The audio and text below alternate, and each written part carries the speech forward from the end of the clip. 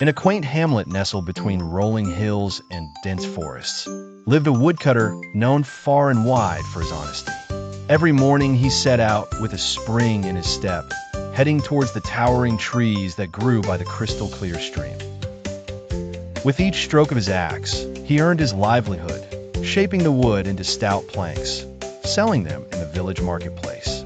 One fine morning, as the birds sang their sweet melodies and the sun began casting its gentle warmth over the land, the woodcutter was diligently at work.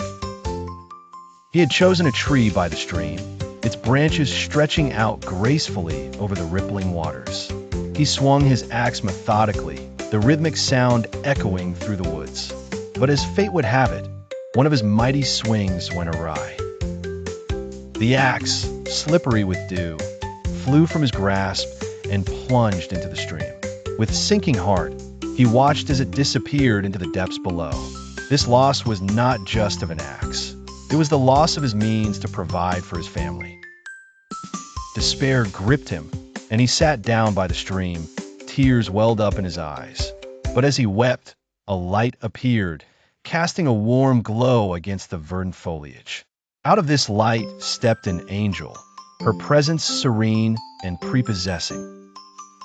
"Why do you cry, good woodcutter?" she asked, her voice like the gentle flow of water itself.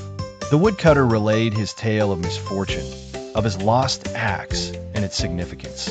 The angel, moved by his plight, smiled consolingly. Suddenly, she dived into the water with grace and re-emerged holding an axe made of pure gold. "Is this your axe?" she inquired, her eyes meeting his. The woodcutter shook his head. "No, this is not mine," he replied, honesty shining through his words.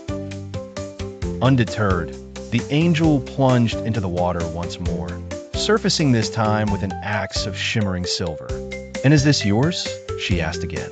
"No," the woodcutter responded earnestly, "this too is not my axe." For the third time, the angel dived, and when she returned, she held in her hands an axe of simple iron. A joyous smile spread across the woodcutter's face. "That is my axe," he exclaimed with relief and gratitude.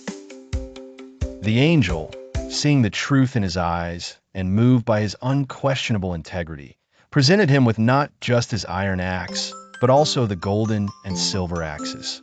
"For your honesty, you are richly rewarded," she declared, before disappearing into the golden mist. The woodcutter returned to his village, his heart light and spirit uplifted. He shared his tale, and the villagers celebrated not just his newfound material wealth, but the timeless truth reaffirmed in their hearts, that honesty is and always will be the best policy.